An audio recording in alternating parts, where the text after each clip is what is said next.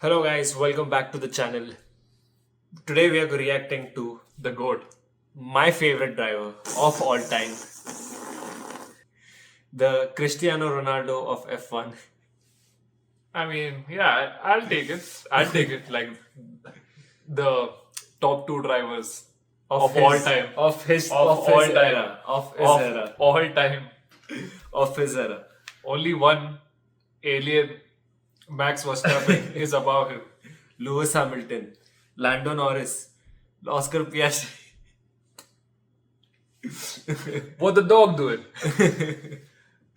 Bruh. But yeah, Bruh. today we are going to be reacting to Rick F1 Addictions video, which is the Unluckiest Driver, Wait, which is hold on, yeah. which is his favorite driver and his favorite driver. Everyone who's true F1 fan. Big shout out to Lithik who suggested this video. Keep your suggestions coming. I mean, it depends on how good this video is. Yeah, Which shit. Yeah. It's on you. I hope we get more suggestions for Lando Norris being also one of the unluckiest drivers. Well, let's get into it. A few weeks ago, I was shown an Instagram reel of Charles Leclerc jumping into a pool and then off the cliffs of Monaco. Now, I thought this was just a meme presenting the Ferrari experience, aka going from joy then straight to the fucking pavement. Until I realized Charles himself liked the video. This is what 7 years of Ferrari does to a man.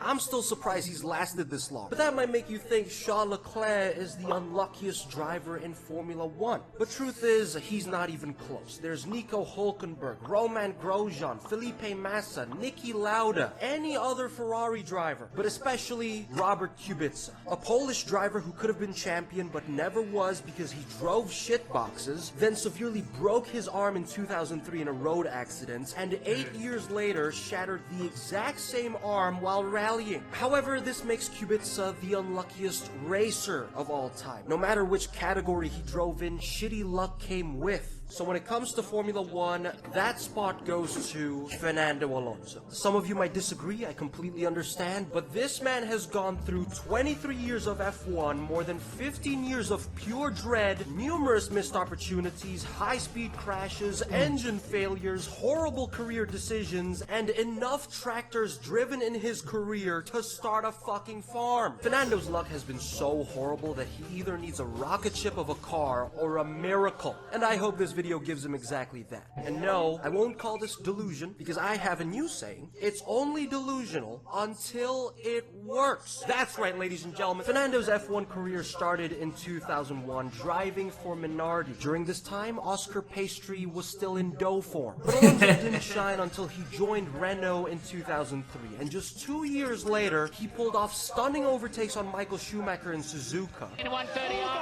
and Alonso having none of it, straight around the outside. Held him off phenomenally in Imola. He's not going to, he locks the breakdown. Amazing defensive driving by Fernando Alonso. And won the championship. Keep in mind, Alonso was against the Michael Schumacher, and he also won his rivalry against Michael again the next year. During this time, Charles Leclerc was still a little jit, while Oliver Behrman and Kimi Antonelli were gerbils. Alonso has been in Formula 1 for a while, and little did he know that 05 and 06 were the only good times he was gonna have for the next 15 fucking years. Because as soon as 2007 hits, this is where it all went downhill. Bam! Alonso joins McLaren, a team with a rocket ship. But then boom! He gets Lewis Hamilton as a teammate, who was a rookie at the time.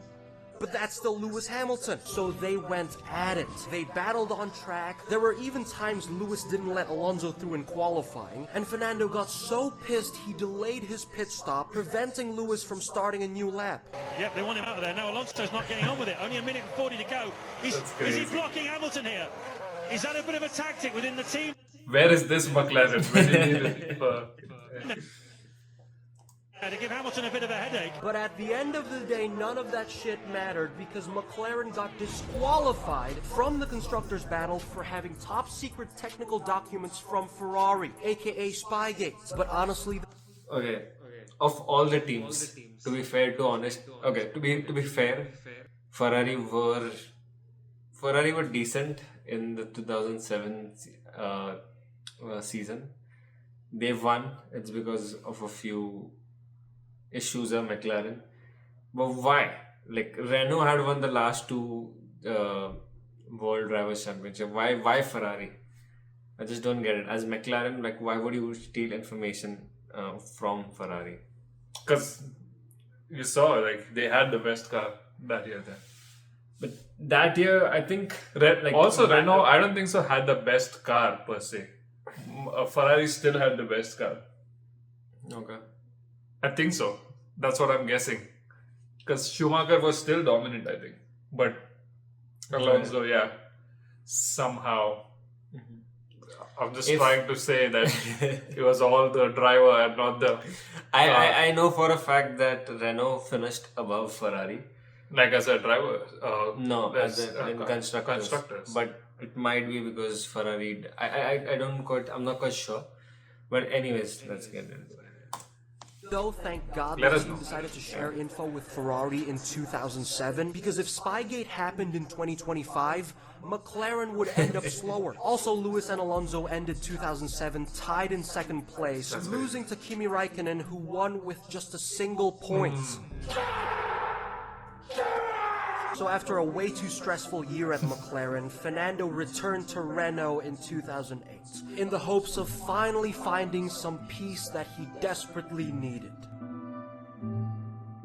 But he ended up nowhere fucking near that. Because right after Spygate, Fernando gets hit with Crashgate. During the 2008 Singapore Grand Prix, Nelson Piquet Jr. was secretly told to crash on purpose to bring out a safety car, allowing Alonso to win the race. And it worked. Alonso won until Nelson had beef with Renault, so he leaked the juicy secrets to the press in 2009. And boy, did the cookie crumble. Renault personnel were suspended, fired, fined, and Alonso was right in the middle of it. Though he got out scot-free, which was lucky. This man survived 2 gates in 2 years. Do you think he knew though? It doesn't really matter now, does it? It doesn't, obviously. Even if he knew, even if he didn't know. It kind of It does matters not. if he's the one. He was getting the advantage out of it. I guess, I mean, like if he really wanted, he could have stopped it if he knew. No, I don't think so. He could stop it, but he could have. I don't know what he could do, to be honest. Yeah, I mean, if something's going in my favor, like as a driver, why would you complain about it, right? Yeah. Stroll, let's go. The problem of doing that now is even if Stroll crashes, Yeah, you wouldn't know. as in Aston Martin is so shit. Yeah, that's what. Like, no one would know. Yeah. Like, they would think, Stroll actually crashed. Yeah. But if you think about it, Alonso's luck was so bad that Renault had to plan a crash for him to win. But now let's jump to Fernando's Ferrari experience from 2010 to 2014. And just like any other modern era Ferrari driver, it's never good. Let's make the jump to hyperspace. I can't swear. What? On that. Probably not. This is. That was 2 clicks.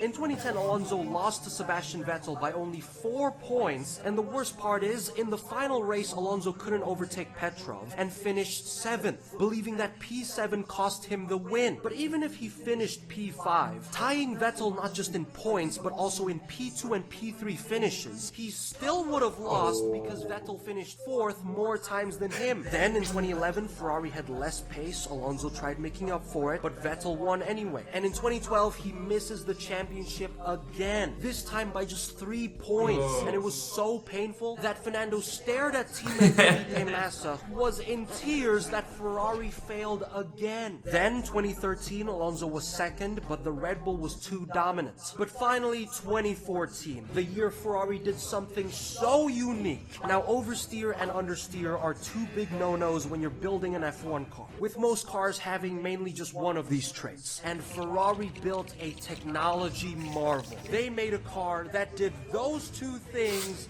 at the same fucking time. It was the most unstable pile of shit that Alonso had to fight just to stay on track. And not only that, the car looked like a limp dick. It performed as good as it looked. But now we can fast forward to the McLaren-Honda era. These were the times of dread. The seas were ruthless, winds were howling, and cars were battling like it was life or death.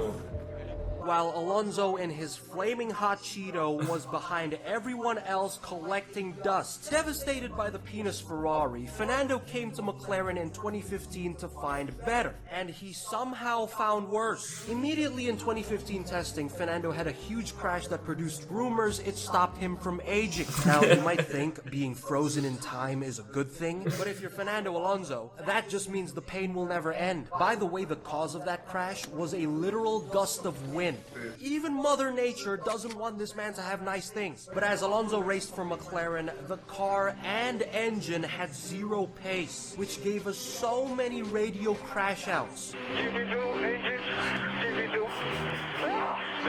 was going much slower than before. Even if you put a rocket ship, we will be there. I have no brakes, no tires. We are out of the points. We try to do whatever, but I don't care too much. There was even a time Fernando had a huge crash where his car flipped and flew, and also had to push his car back to the pits, which kind of looked faster than the actual car. But if you've known Alonso for a while, you would know that even with a shitbox, he will always make up for the car's deficit. He is the tractor bender. In 2014, he still managed 2 podiums with the penis Ferrari. In 2016, he went from last to 7th twice. In 2017, he almost managed the podium with his McLaren, but then he got hit. Incredible luck. And in Baku 2018, after being crashed into, having to limp back to the pits for an entire lap, coming out in the dust, he still climbed all the way up to 7th. Keep in mind, 2017 and 2018 were the years McLaren was so shit that they barely had any sponsors, so Alonso had to sponsor them himself with his own brand kimono. That was it for McLaren, as 4 years of Fernando's career was thrown down the drain. Now, of course, this does bring the question, why on earth did Alonso stay in McLaren for 4 fucking years? He could have left. And well, good point. But I think Zach Brown hit him with the, it's only delusional until it works. Great advice. But it never worked. So then Nando retired in 2018, went to Le Mans and won 2 championships in a row. See, this is what happens the moment he steps out of F1. But then he came back to Alpine, aka Renault, from 2021 to 2022. And that move was the best ad I've ever seen to never go back to your ex. I don't know how many times I have to say this to F1 drivers. They just love going back. Throughout Fernando's run at Alpine, he managed to get 1 podium and even qualified next to Max Verstappen in Canada. Seems like it was going to be a great comeback. So here's a list of some of his other lucky moments at the team. His engine blew up twice, had water issues 3 times, a total of 8 DNFs all because of his car, and at the same time his teammate was terrorizing him for 2 years. Oh, and the time he qualified 2nd in a baguette, the car had no pace and he got penalized. So yeah, the podium was pretty much it. By 2022, Alonso's... Also his defense against Hamilton when Ocon won the... I think was it Hungary? Not Hungary. When like whatever race that Ocon won, they're some of the best defending I've ever seen. Oh, what positions were they? I think Alonso and Hamilton. Alonso was 4th and Hamilton was 5th, if I'm not wrong. Okay. And Hamilton was going for the race win, and I think he defended him for like 10 laps, and then like Sainz and Vettel just gave up their positions, right? Yeah. Like because the car was so quick, and then he ended up 2nd, I believe. Oh. He ended up 3rd. He almost overtook Vettel, but I think Vettel got disqualified or something like that. career was filled with 2 championships and 15 years of dread. If that was Charles was filled with two penalized. Time he qualified second in a baguette, the car had no pace and he got penalized. So yeah, the podium was pretty much it. By 2022, Alonso's career was filled with 2 championships and pretty much it. By 2022, Alonso's career was filled with 2 championships and 15 years of dread. If that was Charles instead, I just know that he and 5th was pretty much it. By 2022, Alonso's career was filled with 2 championships and 15 years of dread. If that was Charles instead, I just know that he wouldn't just like the video of him jumping, he would actually jump. But Fernando was still hungry. To be honest, it seems like it's heading in that direction. Sadly. For that juicy 3rd championship, so he went to Aston Martin. And when Alonso joined the team in 2023, he finally got the performance he deserved. Fernando Alonso is onto the podium once again in Formula One. He's not going to try around the outside, but he is going to try the inside of turn 10. What a superb move from Fernando Alonso. Alonso's fought his way back through. What a move, Fernando Alonso. Aston went from the back to the front row of the grid in just a year, and they had a 41-year-old still pumping out banger lap times, beautiful overtakes, 8 podiums, and challenged the Red Bull so hard it made my brain fucking explode. But knowing Alonso's luck, then came the Aston Martin upgrade hellhole. Do you guys remember the Ferrari cycle I talked about, which kinda goes like this? Why are people saying Chelsea's going to lose to Aston Villa? Potter, is this a joke to you?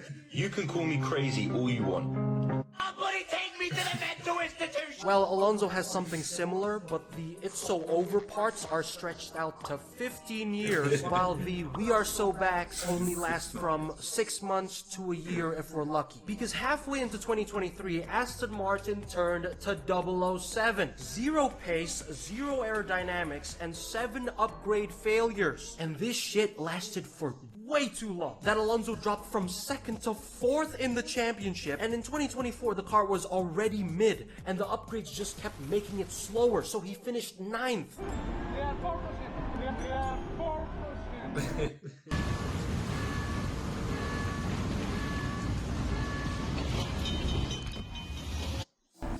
That's the actual car. Oh.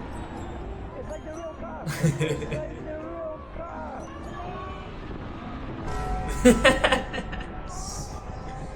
And then 2025 came, and it was the worst start to any season Fernando Alonso has had. In Australia, he crashed because of gravel that was kicked up by the car in front. Then in China, his brakes were on fire. He barely missed out on points in Japan. Bahrain, Aston was shit. Until finally in the Miami sprint race, Alonso looked like he was gonna score some points. But he didn't, thanks to the little shit Liam Lawson, who decided to ram into him. I know Liam Lawson thinks he's Lightning McQueen, but he drives like Chick Hicks. And then came Imola and Monaco, where we saw a glimmer of hope, only for Aston fucking to mess it up. The switch-ups Alonso had were insane. Okay, mate, nice work. P7, well done. P7. I love driving. I love driving in this place. 12 seconds later. Let's keep pushing now, going to cover Hamilton. I can't push now. Tyre, so we're aiming to overcut him on this stint. But there is 50 laps of the race to do that. 50. Now, engine is gone, I think. I know he really meant it and was not faking his emotion. He was like, 50. Like, it's like there was like so much emotion in his voice. Because it's like you get paid to do this, Yeah. and you still fuck up. And you know, the worst part is people are calling you a shit driver because of this. Yeah. That must hurt the most. Okay, yeah, stop the car, stop the car. Yeah, it's gonna be a torture. Luckiest driver in the world. Like one day Fernando could be having a happy dinner with his whole bloodline, and Aston Martin comes in and shoots everyone in the fucking head. You know, these might be worse than what McLaren were giving Alonso. At least McLaren's car was consistently shit that he didn't get a false sense of hope. So thank you, Aston Martin, for pushing Fernando down when he's already at his lowest. Also, here are some of my personal crash outs in the Patreon. Texting this while mid-air, having jumped from a 747. I've lost lost it, I've actually lost it. This better not lead to the car exploding by lap 30. Now, thank God that didn't happen. The car exploded by lap 38 instead. I'm filling Lawson's drink system with fentanyl. For legal reasons, those are jokes. And lastly, these two bangers, where as you can see, I was flawlessly able to stay calm and not overreact. I'm not upset with y'all because I know you're mentally ill. This is why one day I'm going to open up a hospital. And just in case there's still anyone doubting this man's misfortune, let me describe Alonso's luck using metaphors and similes. Fernando Alonso's luck is so bad that his steering wheel would come off while he's driving. Oh wait, that actually happened. Fernando's luck is so bad that his car could rotate 540 degrees in a crash. Oh wait, that also happened. Let me try this again. Fernando Alonso's luck is so bad that his own teammates would try to kill him, and that's also happened. In almost every single team. Okay, now let me try this one final time. Fernando's luck is so bad that his car would magically disappear and all he's driving is just a chair and a steering wheel. Now how is that possibly ever gonna happen? Oh wait, it already fucking did.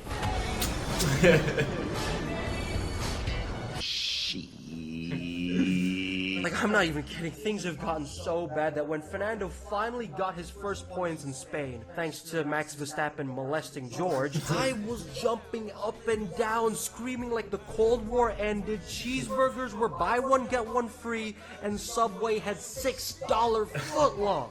The average Alonso fan went from dissatisfied with a P2 in Monaco to tearing up over P9. Again, here's more examples I wrote. Alonso's luck is so bad if he drove a McLaren it would turn into a literal papaya mid-race. Alonso's luck is so bad if he ran a rigged casino he would still lose money. Alonso's luck is so bad Aston had to hire everyone from Red Bull, and lastly Lance Stroll is his teammate. But despite his horrendous luck, I'll always stay with this man through thick and thin. Being an Alonso fan has never been the easiest experience. Every day I wish I was a Red Bull fan, but I believe in Alpine. Fernando will cook soup. He always does. And in 2026, that championship will come.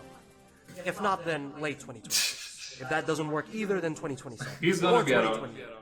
Maybe 2029. The point is it'll show up. And no, I won't call that delusion either, because once again, it's only delusional until it works.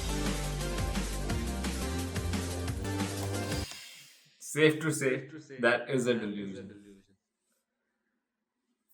It will. Adrian Newey. I just hope for and the Alonso, for let's the do fun. it. I just hope for the channel's sake that Alonso wins and people actually clip this thing. People called it delusional, but he didn't give up.